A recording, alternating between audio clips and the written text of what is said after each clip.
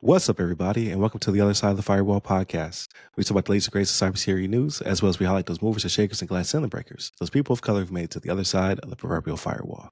My name is Ryan Williams, and as always, I'm joined by Shannon Tynes. What's up? What's up? What's going on? So thank you for tuning in. Monday and Tuesday are topics, Wednesday discussion, Thursdays Ask a CISSP, and then Fridays everything else, movies, books, games, and all that good stuff. But without further ado, I give it to Shannon. All right, everybody. This article comes from Forbes.com, okay, and written by Tony Bradley. That's an easier name than the one in the last episode. So yeah, I got this one pretty easy. The title of this one is How Agentic AI is Revolutionizing Security and How to Keep It Safe. All right. So Agentic AI, pretty much what it's talking about is the autonomous AI, right? So this is the AI you see in the movies that's gonna kill us all. Right? So like it's pretty much what it's talking about.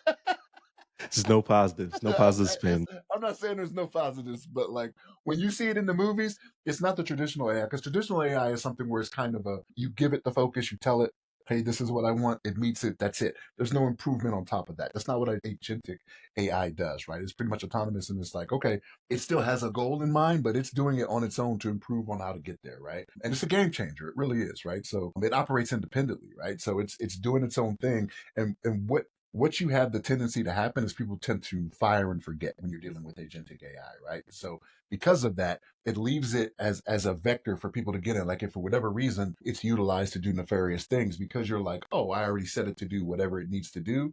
That's a new risk that you're not thinking about, right? You're like, okay, I've set it to do whatever, it's doing it. Every so often you may check in, but you're not looking too deep into it, right? Because the anticipation is that it is doing the work for me, and it is supposed to be learning pretty much from what I tell it, right? So it's something you got to be careful with, right? So these become attractive targets for malicious actors is pretty much what goes on here, right? And they're going to continuously, these attackers they're going to be innovative, and they're going to come up with new ways to exploit these AI systems, right? So we got to be careful with what we're putting out there and how much we're actually paying attention to it, right? So there's safeguards you can do, right? So authentication and authorization, right? They talk about making sure as it gains more responsibilities, you're doing a better job of making sure the authentication for it is legitimate, right? Output validation, like what is given to you actually is what you need. Don't just automatically assume the answers you're getting from the AI are automatically what they are, right? You have to actually do some validation and say, okay, this is reliable, and it's with our standards that we're trying to do, right? So that's one of the things you have to do. Sandboxing is always a good one, right? Like keeping it kind of separated from systems that are live, that may be out there, or at least until it's ready. Let me not say all the time, right? You can't keep something sandboxed and expect it not to do anything, right? It won't do anything if it's sandboxed for you, but make sure you're sandboxing when you're trying to make it learn certain behaviors or things of that nature, right? They talk about logging. They talk about continuous testing and monitoring. So things that are proper practices that we already do and should be doing, right?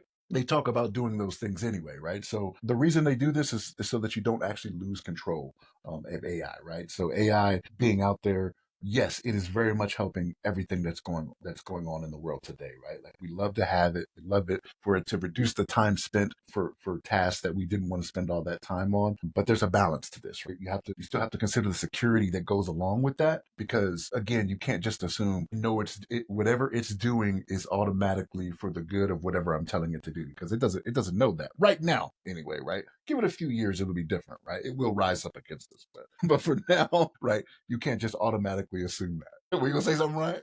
No, I was just laughing. It will rise up against us. It will rise up against us, right? But no, it's again, the agentic AI is more what people are going to lean to instead of the traditional, right? Because the traditional AI, again, it takes more time, right? You have to do manual retraining for it. You have to tell it, like, if it gives you a wrong answer, it's not going to take it upon itself to try to get to the goal that was ultimately set for it, right? You have to do it manually.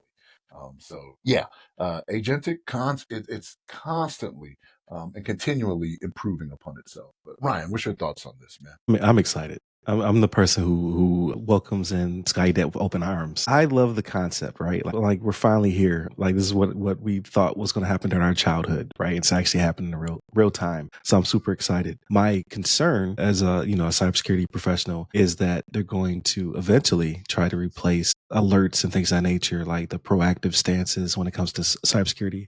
To a certain extent, that's a good thing, right? Like we'll be quicker, be more agile. This is a tool to augment human capability, right? This thing is person logs, and then able to respond to low level threats or change firewall configuration, things of that nature to keep us safe. My problem with it is it being in the hands of the bad guys, right? So if we have a tool, they have a tool. They usually have more time to tinker with that tool than we do. We always talk about idle hands on the podcast. So my concern is that it will be used in good faith, but it'll also be used for bad things. But also my concern is people's laziness, right? So just because you can build a thing and it can do a thing doesn't mean that you get to take away responsibility. You don't get to take your hands off the wheel and say, you know, my AI agent will take care of it.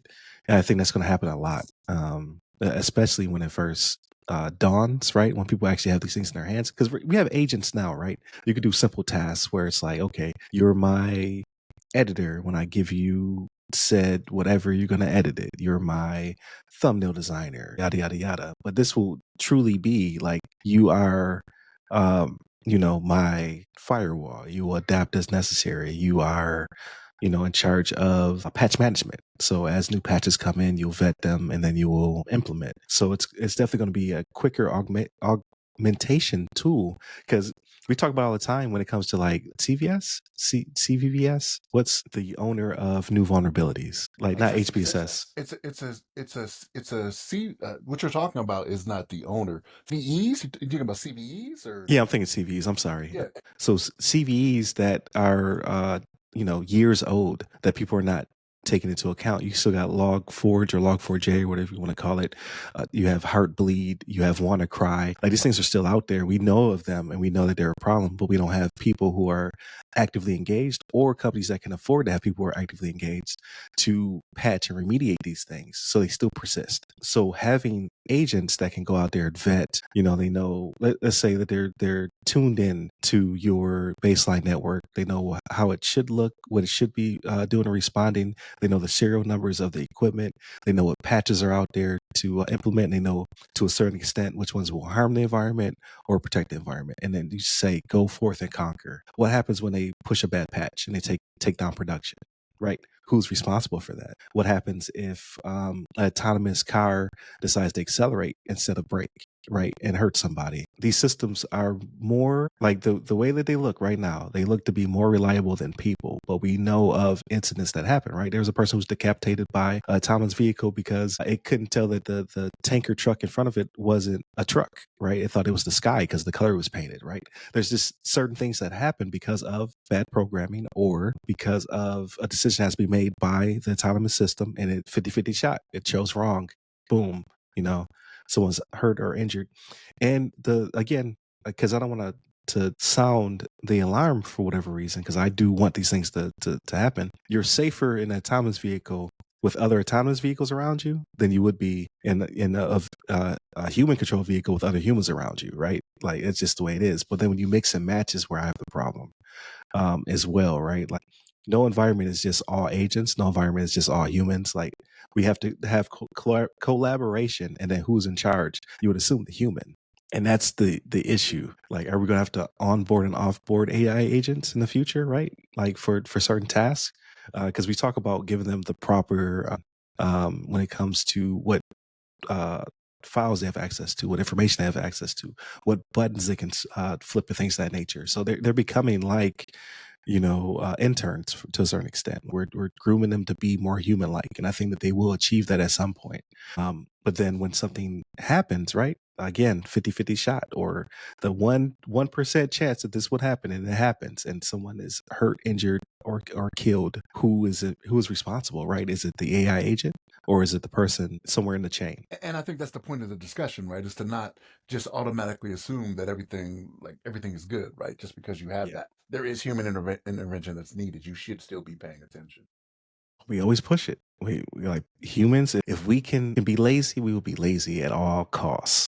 It's like the people. I don't know if you saw the reports years ago, right? But when I think it was Tesla that was testing out the autonomous driving, people would just be sleeping in the cars, like while it's on the road. Like there was reports Right. of people sleeping in the cars. Yeah, I saw people driving by people and they're asleep in the car. And I mean, the car is technically safer behind the AI's hands than the person. But then what happens when it makes a mistake? They're gonna be like, "Why were you asleep?" But it's to the point that you brought up about the decapitation. Right? Yes, you should. You know, if that person, and I'm not familiar with the story totally, right? But like if that person was awake and paying attention, like your human interaction could have stopped that, right? Like you could still press the brake and do whatever. Yeah, you would have Right? discerned like, Yeah. nope, that's not. There's something in front of me, Yeah. right? And they see ghosts and things of that nature too, right? Like you always see the videos of like people driving through graveyards and they're seeing like apparitions or whatever. But that's on regular streets as well.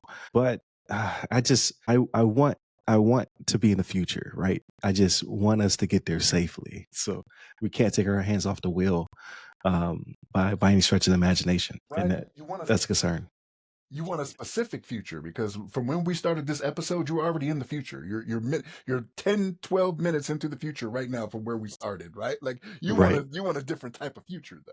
Yeah, the utopic where there's I guess there'd be universal living wage or something. I don't know how that would work, but when you have robots doing all the work, that's the future, right? Like I just tend my garden, swim my pool, right? Before the AI uprising takes place. But we'll see what comes of it. Like this is something we cannot stop. Because I want them as well. Like when I'm doing the podcast stuff, like to have somebody I can just because I always have to prompt things, right? Like I have all these GPTs and prompts. I still have to get them rolling, right? And yeah, it saves me a ton of time and money and energy and all that good stuff. But what if I don't have to do that, right? It's just you have your Jarvis already doing these things for you. Like just, we come in, mic's hot, we record, and then throughout the week it just does the rest. See, you think it's Jarvis. I think it's Vicky. I think the NS5s will rise up against us. Like I'm over here. Right. You're thinking it's Jarvis and Friday.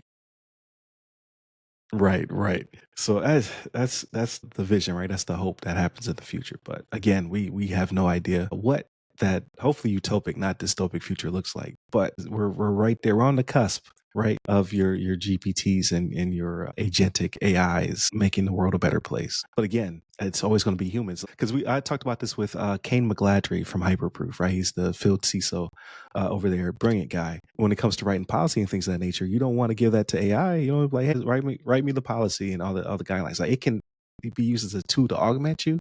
It can do the research. It can round off the verbiage because I use it to cut down on I could just ramble sometimes in the email. I'm like, hey, make this more like clarify, edit for clarity, and they'd be like, boop, here you go. I'm like, that sounds great. Push, right? It's very useful tool.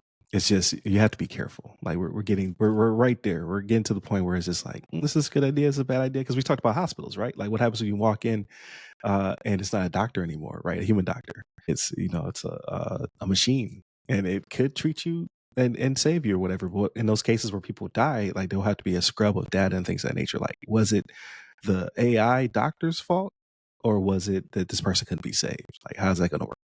But what is the goal as well, right? So like if you have an AI doctor, if you have like some type of android or whatever, like the Mhm. goal is to perform whatever surgery, right? Is it at all costs? Like if for whatever reason my response to it is excessive pain that I'm like, okay, we need to stop and do something different. It's like, well, that's not the goal. I need to keep going forward until I accomplish my goal. I still Right. need to pull your appendix out or whatever it may be, right? Oh man, if we not even cut it out, I need to pull it Whatever, out. like whatever it may be. But yeah, so like there has to be that. What is that stop for it to where it's like, yes, I have a goal, but this, what are the things that will allow it to change from that goal, right? Right. Yeah. So again, we'll see what the future holds. I'm super excited. I'm pumped. All right, over here. But again, like Shannon, like I told you so. Like as we're fighting the World War III is actually us versus the machines. Me and you in the trenches. I told you this was gonna happen. So we'll see. But hit up all the websites that go by our name. The Other Side of the Firewall, the Other Side of the FW, or Ask a CISSP. Hit me up personally. I'm at RY Security Guy. That's RY Security Guy. You can find me pretty much on all the platforms, but LinkedIn is where I'm most active. Stay safe. Stay secure.